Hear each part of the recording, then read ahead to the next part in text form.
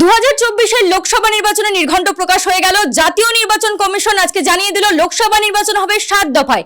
বাংলার বুকে 7 দফায় নির্বাচন। আমাদের সঙ্গে এই মুহূর্তে রয়েছেন দাওয়ালের সম্পাদক শঙ্খদীপ দাস, তাকেই জিজ্ঞেস করব 7 দফায় বাংলার বুকে নির্বাচন একটু বেশি জানা হয়। দেখো 7 দফায় পশ্চিমবঙ্গে ভোট, এটা অনেকেই এক্সপেক্ট করছিলেন, কারণ পশ্চিমবঙ্গে এর আগেও 7 দফায় ভোট হয়েছে এবং গিভেন দ্য পার্সপেক্টিভ পশ্চিমবঙ্গে এই যে রাজনৈতিক হিংসার প্রেক্ষাপট, সেই প্রেক্ষাপটে পশ্চিমবঙ্গ নিয়ে বরাবরই সতর্ক থাকে নির্বাচন কমিশন। আমরা দেখেছি 6 মাস 7 মাস আগে পশ্চিমবঙ্গে পঞ্চায়েত ভোট হয়েছে, সেই সময় যা রাজনৈতিক হিংসা হয়েছে তাতেও এক্সপেক্টেড ছিল যে এবারে 7 দফাতেই কম বেশি ভোট হবে এবং হিউজ আধা সামরিক বাহিনী মোতায়েন করা হয়েছে, 920 কোম্পানি। আমরা সেসব ব্যাপারে বিস্তারিত পরে আসবো। তার আগে জানিয়ে দিই যে পশ্চিমবঙ্গে 7 দফায় ভোট গ্রহণ হবে। প্রথম দফার ভোট হবে 19শে এপ্রিল। 19শে এপ্রিল পশ্চিমবঙ্গে 3টি লোকসভা কেন্দ্রে ভোট হবে। ওই 3টি লোকসভা কেন্দ্র হলো উত্তরবঙ্গের কোচবিহার, আলিপুরদুয়ার এবং জলপাইগুড়ি। কোচবিহার এবং আলিপুরদুয়ার ও জলপাইগুড়ি, এই যে 3টি সিট, এই 3টি সিটে ফার্স্ট ফেজে ইলেকশন হবে এবং ফার্স্ট ফেজে ভোট গ্রহণ হবে 19শে এপ্রিল। এবার আসি সেকেন্ড ফেজের প্রসঙ্গে। সেকেন্ড ফেজেও পশ্চিমবঙ্গে 3টি আসনে ভোট গ্রহণ করা হবে। সেই 3টি আসন হচ্ছে দার্জিলিং, উত্তরবঙ্গে 3টি সিট, সেই 3টি আসন হলো দার্জিলিং, রায়গঞ্জ এবং বালুরঘাট। তার মানে হলো ফার্স্ট ফেজে পশ্চিমবঙ্গে 3টি আসনে ভোট, সেকেন্ড ফেজে পশ্চিমবঙ্গে 3টি আসনে ভোট। সেকেন্ড ফেজের ভোট গ্রহণ হবে 26শে এপ্রিল। এরপরে আসি আমরা থার্ড ফেজের ভোট। থার্ড ফেজে পশ্চিমবঙ্গের ভোটটা গ্রহণ করা হবে 4টি লোকসভা আসনে। থার্ড ফেজের ভোট গ্রহণ হবে 7 মে।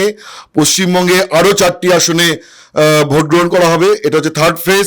সেই 4টি আসন হলো মালদহ উত্তর, মালদহ দক্ষিণ, জঙ্গিপুর এবং মুর্শিদাবাদ। তার মানে হচ্ছে মালদা এবং মুর্শিদাবাদ, এই দুটো জেলা মিলিয়েই মোটামুটিভাবে থার্ড ফেজের ভোট গ্রহণ করা হবে। এবার আমরা চলে আসি ফোর্থ ফেজ। ফোর্থ ফেজে 8টি লোকসভা কেন্দ্রে একসঙ্গে ভোট গ্রহণ করা হবে এবং ফোর্থ ফেজের ভোট হবে 13ই মে। 13ই মে ভোট হবে 8টি আসনে। ওই 8টি আসন হলো বহরমপুর, কৃষ্ণনগর, রানাঘাট, বর্ধমান পূর্ব, বর্ধমান দুর্গাপুর, আসানসোল, বোলপুর এবং বীরভূম। তার মানে কি দাঁড়ালো? তার মানে হলো ফোর্থ ফেজে 8টি সিটে ভোট গ্রহণ করা হবে। সেই ভোট হবে 13ই মে। সেই 8টি সিট আমি আরেকবার বলছি: বহরমপুর, কৃষ্ণনগর, রানাঘাট, বর্ধমান পূর্ব, বর্ধমান দুর্গাপুর, আসানসোল, বোলপুর এবং বীরভূম। এটা হয়ে গেল ফোর্থ ফেজ। এবার আসি আমরা ফিফথ ফেজ। ফিফথ ফেজে পশ্চিমবঙ্গে ভোট হবে 20 মে, 20th মে ফিফথ ফেজের ভোট গ্রহণ করা হবে এবং এই ফেজেও 7টি আসনে ভোট গ্রহণ করা হবে। ওই 7টি আসন হলো বনগাঁ, ব্যারাকপুর, হাওড়া, উলুবেড়িয়া, শ্রীরামপুর, হুগলি এবং আরামবাগ। তার মানে ফিফথ ফেজে 7টি আসনে ভোট গ্রহণ করা হবে। সেই 7টি আসন হচ্ছে বনগাঁ, ব্যারাকপুর, হাওড়া, উলুবেড়িয়া, শ্রীরামপুর, হুগলি এবং আরামবাগ। ভোট গ্রহণ করা হবে 20শে মে, মানে 20th মে। এবার আসি সিক্সথ ফেজ। সিক্সথ ফেজে পশ্চিমবঙ্গে 8টি আসনে ভোট হবে একসঙ্গে। সেই 8টি লোকসভা আসনে ভোট গ্রহণ করা হবে 25শে মে। 25th মে হবে পশ্চিমবঙ্গে সিক্সথ ফেজের ভোট এবং 8টি আসনে। সেই 8টি আসন হলো তমলুক, কাঁথি, ঘাটাল, ঝাড়গ্রাম, মেদিনীপুর, পুরুলিয়া, বাঁকুড়া এবং বিষ্ণুপুর। অর্থাৎ সিক্সথ ফেজে পশ্চিমাঞ্চলে, রাজ্যের পশ্চিমাঞ্চলের আসনগুলোতে ভোট হবে এবং সেই ভোট গ্রহণ করা হবে 25শে মে। তমলুক, কাঁথি, ঘাটাল, ঝাড়গ্রাম, মেদিনীপুর, পুরুলিয়া, বাঁকুড়া এবং বিষ্ণুপুর আসনে। সেভেন্থ ফেজ এবং লাস্ট ফেজ, পশ্চিমবঙ্গের শেষ দফায় ভোট গ্রহণ করা হবে 9টি আসনে এবং সেভেন্থ ফেজের ভোট গ্রহণ করা হবে 1 জুন। 1 জুন ভোট হবে দমদম, বারাসাত, বসিরহাট, জয়নগর, মথুরাপুর, ডায়মন্ড হারবার, যাদবপুর, কলকাতা দক্ষিণ এবং কলকাতা উত্তর।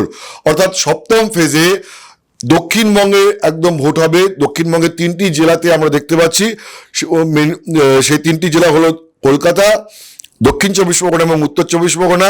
ওই দিন উত্তর 24 পরগনার দমদম, বারাসাত, বসিরহাট, এই 3টি আসনে ভোট হবে। আর দক্ষিণ 24 পরগনার ভোট হবে জয়নগর, মথুরাপুর, ডায়মন্ড হারবার এবং যাদবপুর আসনে। আর কলকাতার 2টি আসনে সপ্তম ফেজে ভোট গ্রহণ করা হবে এবং ভোট গণনা হবে 4 জুন। এবার একটা কথা বলে রাখি ঐশী, এবার হচ্ছে নজিরবিহীন, বেনজির ভাবে সপ্তম দফায় তো ভোট ঠিক আছে, কিন্তু এবার পশ্চিমবঙ্গে ভোট হবে প্রায় 1.5 মাস ধরে। ধরো 19শে এপ্রিল ভোট গ্রহণ শুরু হবে, তা 19শে এপ্রিল থেকে 19শে মে, মানে 1 মাস, তারপরে আরো প্রায় 12-13 দিন, মানে প্রায় 1.5 মাস ধরে ভোট, এবং তার আগে আজকে 16ই মার্চ থেকে 18ই এপ্রিল পর্যন্ত এই যে প্রায় আরো 1 মাস 2 দিন 3 দিন সময় রয়েছে। তার মানে পশ্চিমবঙ্গে এখন আজকে থেকে 2.5 মাস ধরে গোটা ভোট প্রক্রিয়া চলবে, একটা দীর্ঘ সময়। ঠিক আছে, এত দিন ধরে পশ্চিমবঙ্গে ভোট হয়েছে বলে আমার জানা নেই, আমার অন্তত স্মরণে আসছে না যে দীর্ঘতম সময় ধরে পশ্চিমবঙ্গে লোকসভা ভোট হবে। শুধু 7টা দফাতেই ভোট নয়, প্রায় 1.5 মাস ধরে পশ্চিমবঙ্গে ভোট গ্রহণ করা হবে। এবং আজকে ইলেকশন কমিশন তাৎপর্যপূর্ণভাবে যেটা বলেছে যে এই ভোটে 4টে এম এর উপরে ইলেকশন কমিশন নজর রাখবে। তার মধ্যে একটা হচ্ছে মাসেল, ঠিক আছে, 2 হচ্ছে মানি, 3rd হচ্ছে মিস ইনফরমেশন, 4th হচ্ছে মডেল কোড অফ কন্ডাক্টের ভায়োলেশন। এই 4M, এই 4M এর মধ্যে পশ্চিমবঙ্গের যে রাজনৈতিক সংস্কৃতি এবং ভোটের যা সংস্কৃতি, তাতে দেখা গেছে যে মাসেল অর্থাৎ পেশি শক্তির ব্যবহারে বারবার অভিযোগ উঠেছে, এবং সেই অভিযোগ শুধুমাত্র তৃণমূল জমানায় উঠেছে তা নয়, তার একটা হিস্ট্রি রয়েছে।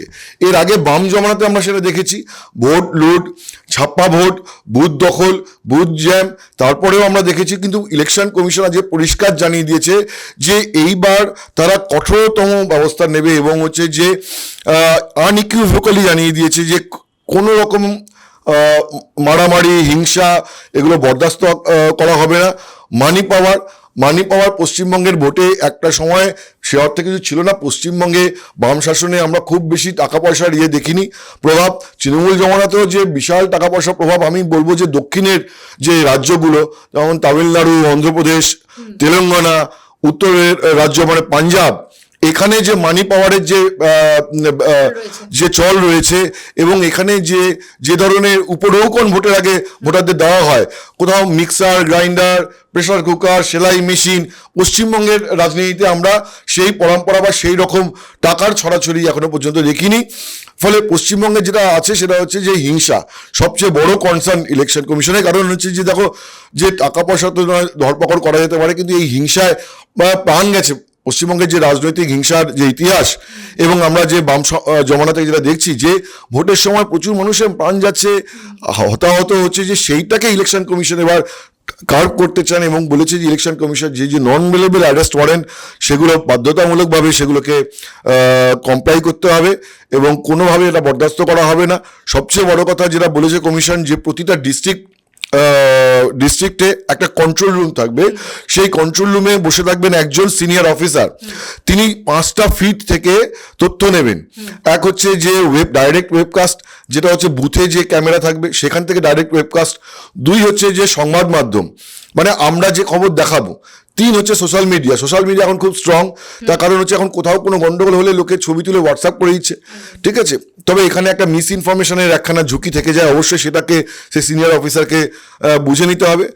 আর ওখানকার অফিসারদের থেকে যে লোকাল ফিড, এই সব কিছু দেখে যে সিনিয়র অফিসার কন্ট্রোল রুমে থাকবেন তিনি মোবিলাইজ করবেন, তিনি সঙ্গে সঙ্গে ওখানে ফোর্স পাঠাবেন, ব্যবস্থা নেবেন। এবং আজকে chief election commissioner Rajiv Kumar বারবার বলেছেন যে এই যে সিএপিএফ এর ডিপ্লয়মেন্ট, সেন্ট্রাল প্যারামিলিটারি ফোর্সের যে ডিপ্লয়মেন্ট, সেটা র্যান্ডামাইজ হবে, ঠিক আছে। এবং ইলেকশন এই যে সেন্ট্রাল ফোর্স তারা কোথাও বসে থাকবে না, ফোর্স সবসময় হচ্ছে যে অ্যাক্টিভ থাকবে, তো র্যান্ডামাইজ হবে। তো এইটা এখন দেখো, মানে সবসময় হচ্ছে চায়ের কাপ এবং ঠোঁটের মধ্যে একখানা গ্যাপ থেকে থাকে। ইলেকশন কমিশন আমি দেখছি যে বাম জমানায় 2004 সালের ভোট দেখেছি আমি, তারপরেও ভোট দেখেছি, এবং তখনও আমি দেখেছি যে ইলেকশন কমিশন বারবার বলেন যে আমরা পশ্চিমবঙ্গে কঠোর ব্যবস্থা নেব, ভোট করাবো, কিন্তু এন্ড অফ দ্য ডে কিছু না কিছু ঘটনা ঘটেই থাকে। আমরা আশা করবো এবারে পশ্চিমবঙ্গের ভোট পিসফুল হবে, এবং ইলেকশন কমিশন শান্তিপূর্ণ এবং অবাধ ভোট করাতে সফল হবে। একেবারে। আর লাস্ট টাইমটা নিয়ে জিজ্ঞেস করবো, যে মডেল কোড অফ কন্ডাক্ট, অর্থাৎ আজ থেকেই শুরু হয়ে গেল আদর্শ আচরণবিধি, এইটা যে ভায়োলেট করা হয় সেটা নিয়েও এবার জানিয়ে দিয়েছে ইলেকশন কমিশন যে এটার দিকেও নজর রাখা হবে, সেটা নিয়ে যদি বলেন। হ্যাঁ, মডেল কোড অফ কন্ডাক্ট মানে আজ থেকেই চালু হয়ে গেল। যেই মুহূর্তে, দেখো নিয়ম হচ্ছে যেই মুহূর্তে নির্বাচন কমিশন ভোটের দিন ঘোষণা করবে সেই মুহূর্ত থেকে মডেল কোড অফ কন্ডাক্ট চালু হয়ে গেল। তো আজকে এই মুহূর্ত থেকে সরকারি যে মানে পশ্চিমবঙ্গ সরকার কোনো বিজ্ঞাপন করতে পারবে না, সরকারি বিজ্ঞাপন বা সেই ধরনের কোনো প্রকল্প ঘোষণা করতে পারবে না। তো এইগুলো অনেক বিধিনিষেধ আছে, মাইক বাজানো ইত্যাদি প্রভৃতি, সেইগুলোকে আজকে থেকে এই মুহূর্ত থেকে এবং কমিশন হাতে নিয়ে নিল এবং আজকে থেকে কলকাতায় যে নির্বাচন কমিশনে সেন্ট্রাল সিইও অফিস, তার একটা বড় রোল হয়ে গেল। বিশেষ করে ল অ্যান্ড অর্ডার জেলা থেকে কোনো অভিযোগ আসছে কিনা, সিইওর আজকে থেকে বড় রোল হয়ে গেল এবং সিইও মোস্ট প্রবাবলি বিকেল 5টার সময় একটা প্রেস কনফারেন্স করবে। সেই প্রেস কনফারেন্স আরো পরিষ্কার হয়ে যাবে। একটা কথা তুমি আমাকে জিজ্ঞাসা করতে ভুলে গেছো হয়তো, সেটা হচ্ছে পশ্চিমবঙ্গে যে এই লোকসভা ভোটের সঙ্গে দুটো বিধানসভা আসনের উপনির্বাচনও হবে। একটা হচ্ছে বড়নগরে তাপস রায়, তৃণমূলের বিধায়ক, উনি ইস্তফা দিয়েছেন, সেই সিট ভ্যাকেন্ট রয়েছে, সেখানে উপনির্বাচন হবে লোকসভা ভোটের সঙ্গেই। সপ্তম দফার লোকসভা ভোট, তার সঙ্গে বড়নগরের ভোটটা হয়ে যাবে এবং মানে 1 জুন। হ্যাঁ, আর তৃতীয় দফার যে লোকসভা ভোট, তার সঙ্গে হয়ে যাবে ভগবানগোলার উপনির্বাচন। একেবারে আগামী দিনের সব খবরের জন্য চোখ রাখুন দ্য ওয়ালে, কারণ খবর এখন এখানেই।